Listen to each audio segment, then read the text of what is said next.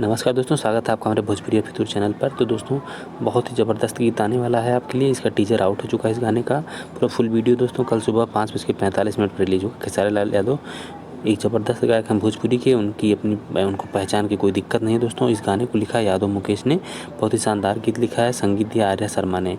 तो दोस्तों, ये गाना कल सुबह 5:45 रिलीज़ होगा। इसका टीज़र आउट हो चुका है। अभी आधे घंटे 30-40 मिनट हुए होंगे। इसको चाहें तो आप देख सकते हैं। बहुत ही ज़ोरदार गाना है दोस्तों।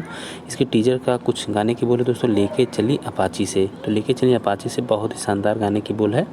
इस गाने के आप कुछ सीन को देख सकते हैं। ये गाना वेब म्यूजिक पर रिलीज़ किया गया है और इसका लिंक मैं दोस्तों वीडियो के अपने डिस्क्रिप्शन में दे रहा हूँ। वहाँ पर क्लिक करके आप आसानी से इस गाने का टीज़र देख सकते हैं।